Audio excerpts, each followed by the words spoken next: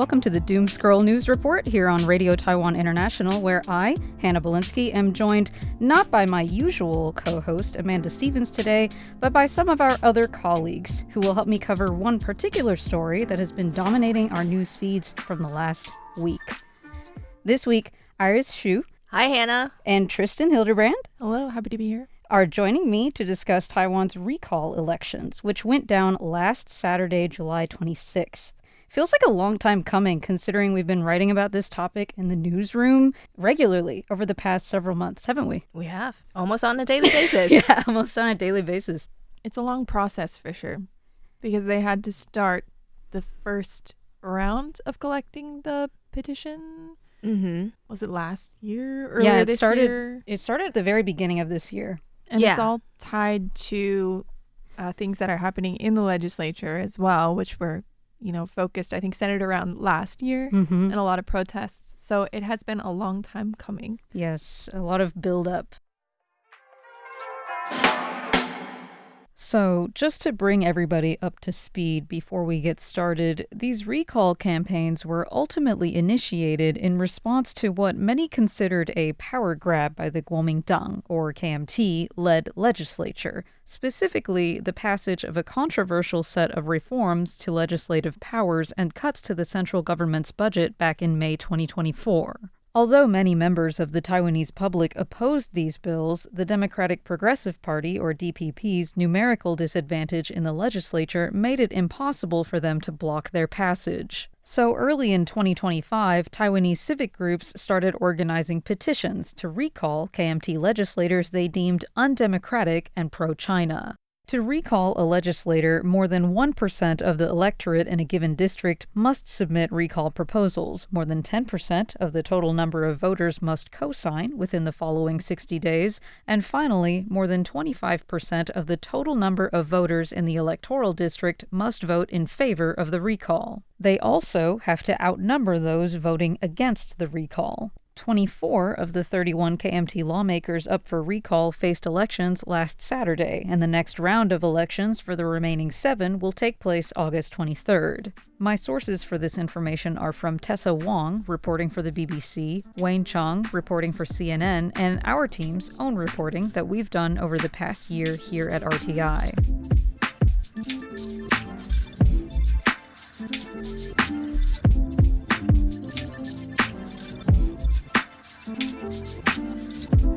So, being American, this is probably the most tuned in to any large-scale political movement in Taiwan that I have ever been. And a large part of that is simply because I had to write about it here at work. And it's not that I'm not interested in Taiwanese politics so much as I just know I can't participate anyway, not being a citizen. So I try not to get too emotionally invested. But more importantly, I haven't really developed an instinct for it the same way I have for American politics.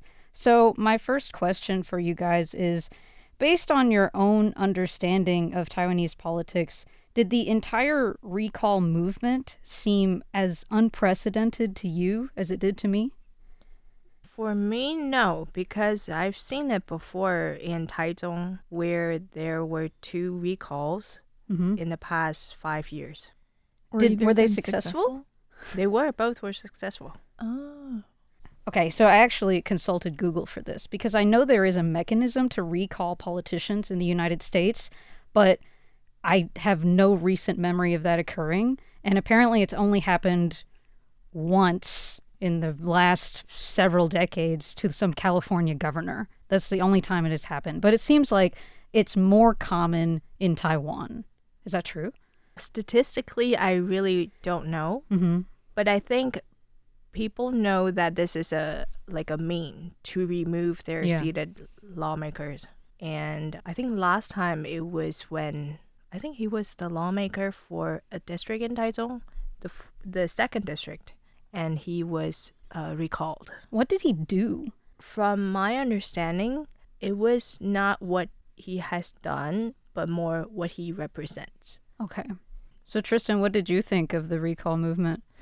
I think I would say it is as unprecedented as it seems to you, to me, because I think the last time something of this scale happened was maybe the sunflower movement, Yeah. which was around, 10 to 15 years ago? 2014 was the sunflower movement. Yeah. Yeah.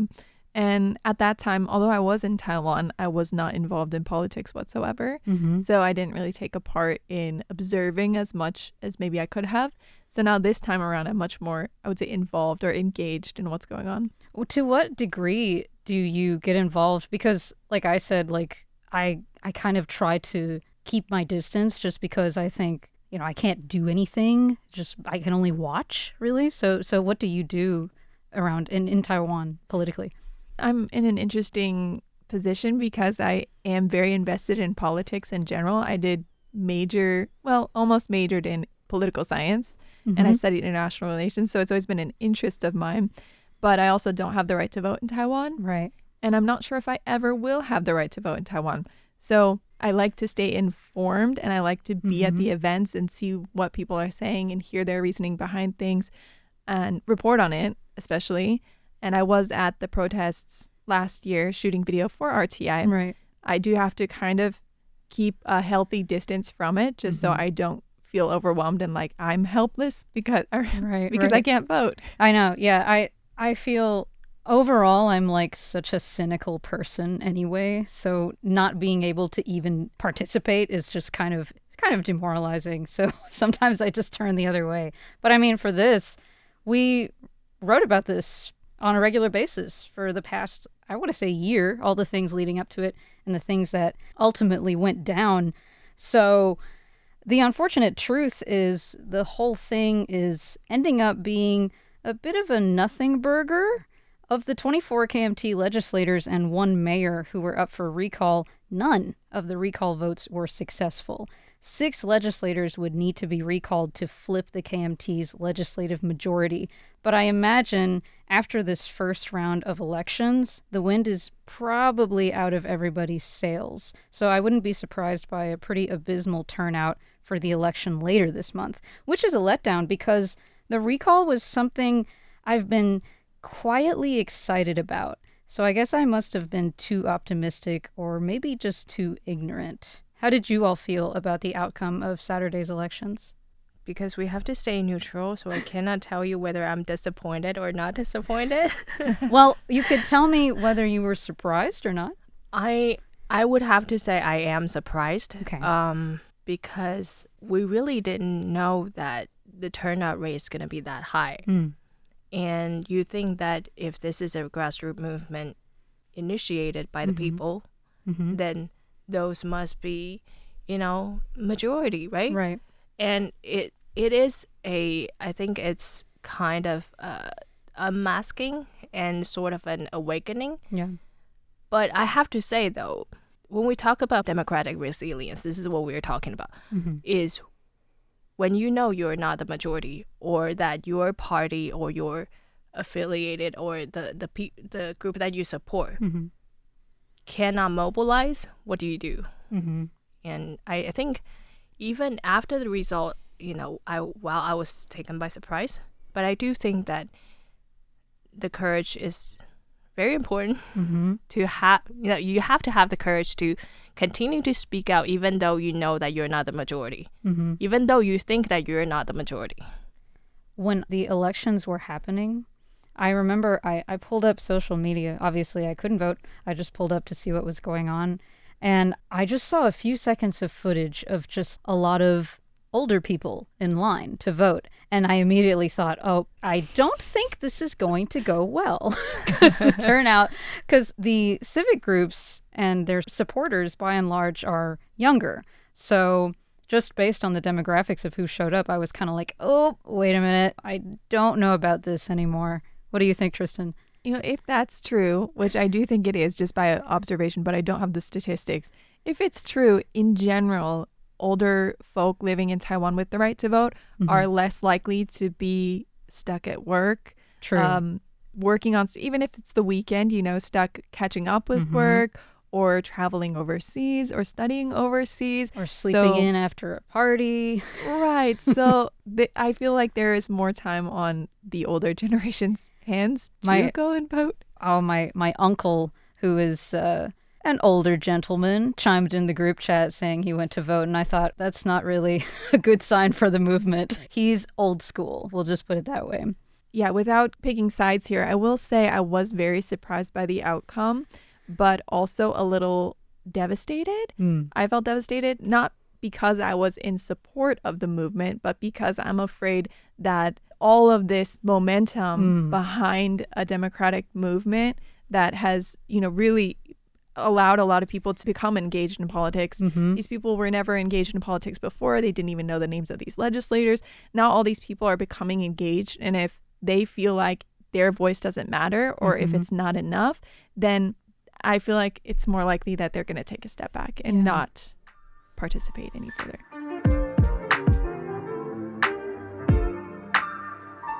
This all happened just as I was coming back from a trip to the United States. And I immediately started reading kind of postmortems about it to try and understand what happened or what, I guess, went wrong for their movement.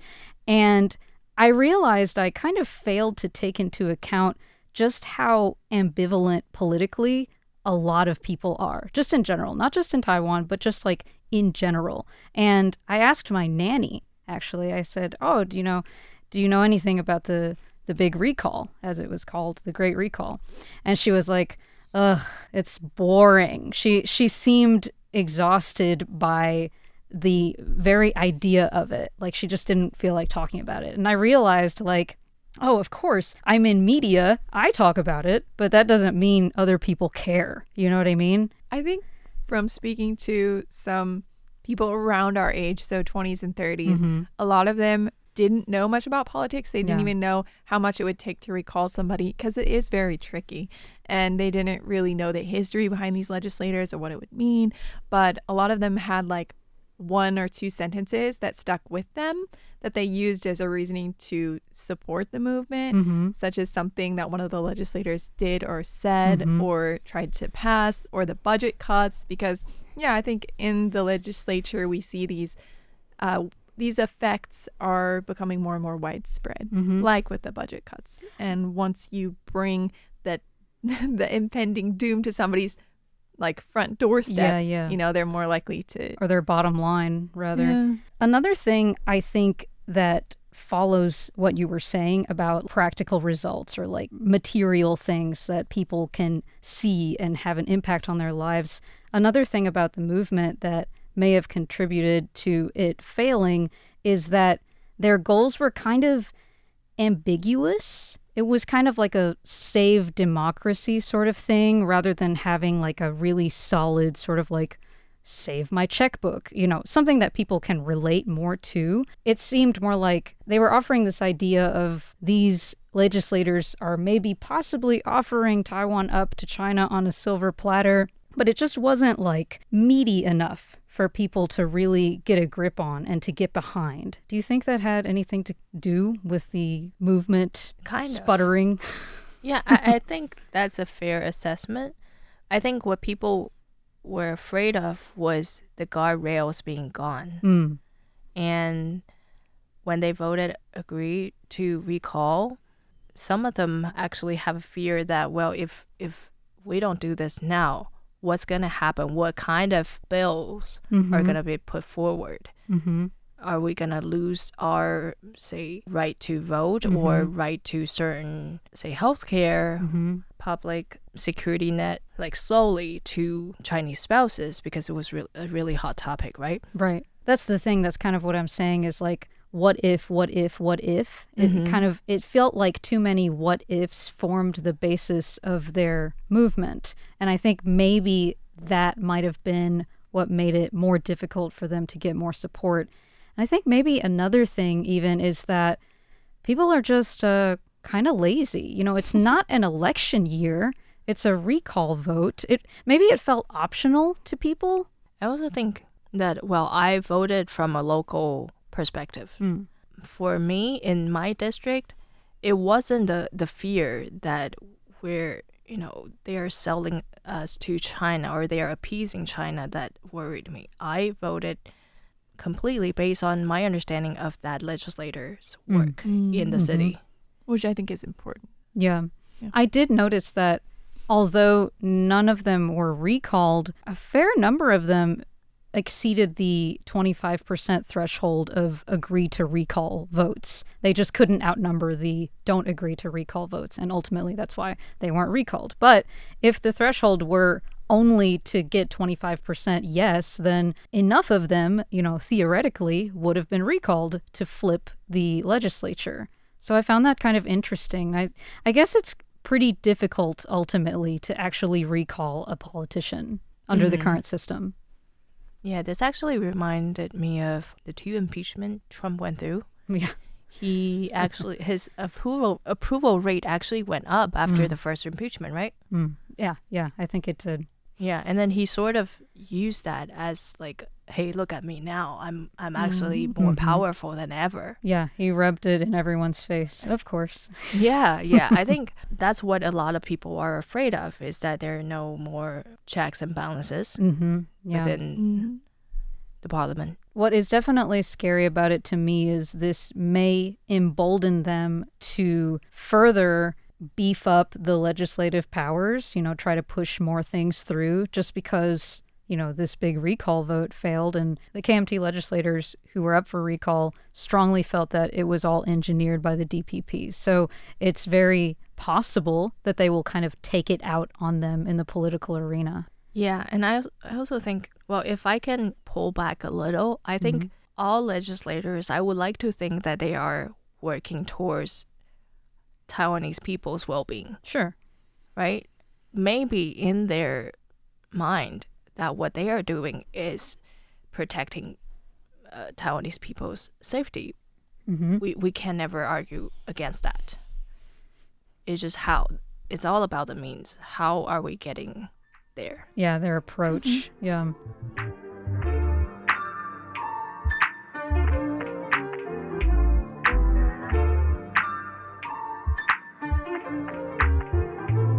Tristan, you mentioned that the movement got a lot of young people involved. I do want to talk a little bit about the Bluebird movement that arose out of the whole organizing process for the recall. And because technically it all goes back to events that we were covering last spring when you and I first joined the team. I remember you went out to cover the protests that were being held about the legislative reform bills. I think it was raining cats and dogs. And that was like your first field work. Oh, yes. Yeah, it was incredible because it was tens of thousands of people outside of the legislature. And, you also saw different organizations and churches coming together and providing spaces for these people. And it was also very peaceful. You did have a few people showing up kind of shouting, but most of the people were de-escalating and things like that. But you said about the Bluebird movement? Right. Let's talk about it. I was reading Brian Hsu's article published in The Diplomat, July 27th, where he explained that, like the Sunflower Movement back in 2014, the Bluebird movement was driven mostly by youth participation. At the same time, there was a cohort of older pan-blue voters who think the KMT is drifting too far from what it used to be and cozying up too close to China.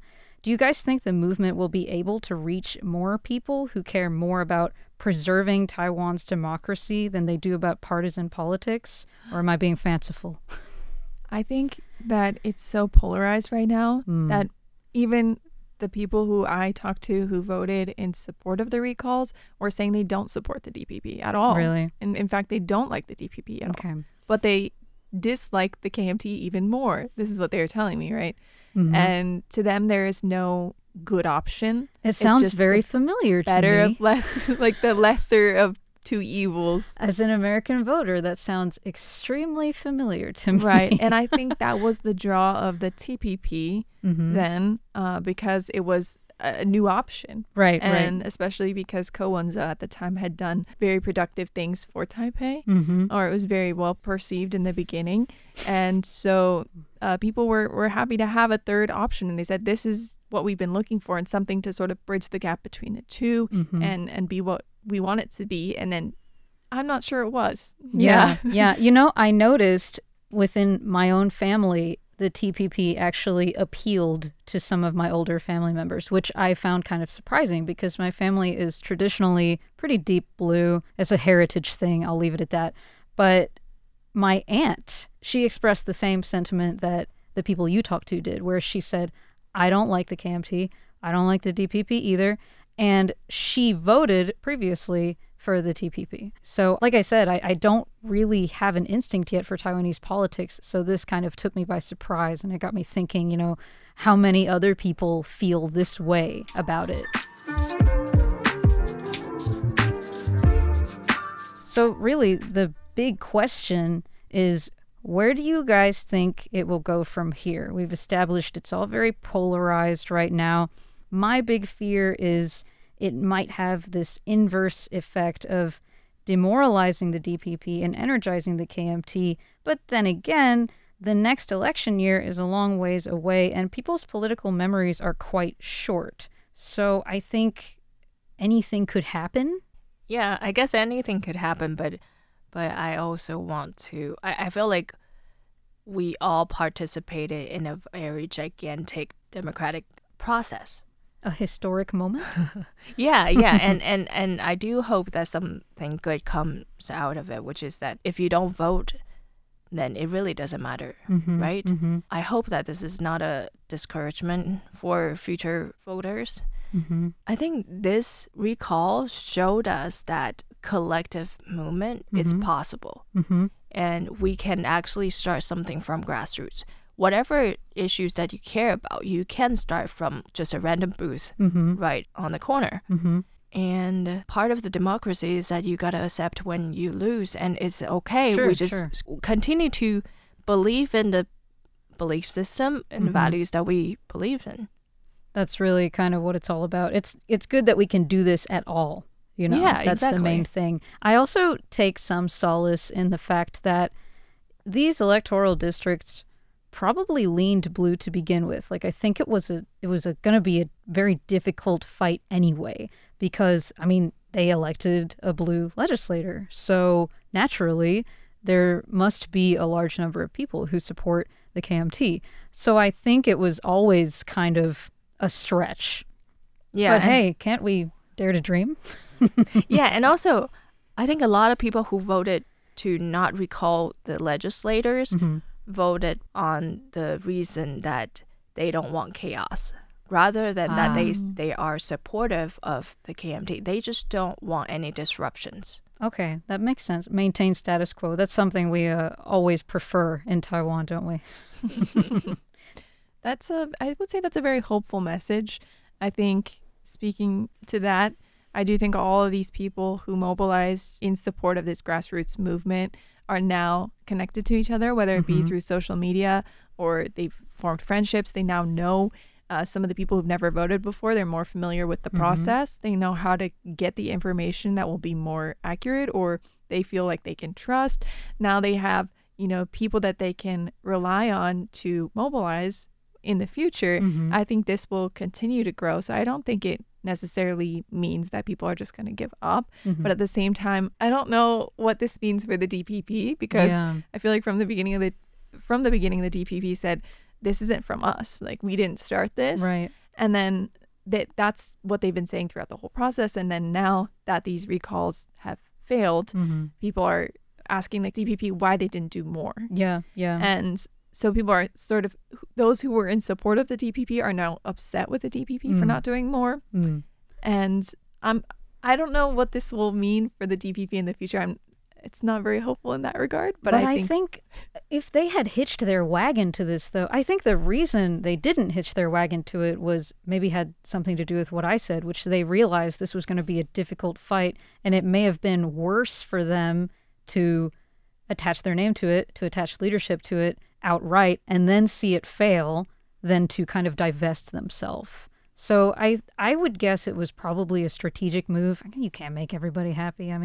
Politics, man. In the end, I guess what's disheartening is the government is still pretty much in a gridlock. I can feel it as we're reporting the news week to week, anytime President Lai comes up in the news, he's just kind of making a statement, which all presidents do, but he feels very ineffectual. Like he can't get anything done, which, well, he can't. I feel we're very stuck in this spot. You know, we evaded potentially a chaotic outcome, but, you know, what happens next? Yeah, and at the end of the day, I think even without DPP's initial participation, we were hoping that those seats they would get reelected if those seats open up, right? Mm-hmm. So they are from the very beginning already in this. Right. And they chose to be part of it at the very end. I guess in 2028, the voters will ultimately decide, as they always do. And like you said, Tristan, the good part is now there is this structure, this network in place of people who are newly politically motivated and want to participate more, which always bodes well for everyone else. Well, that's it for today's news report. A quick reminder that you can find all of our referenced articles in the show notes for today's episode. Thanks for joining us on air today. Tune in tomorrow for more programs by Radio Taiwan International. And in the meantime, remember to stop scrolling and touch grass. We'll see you next week.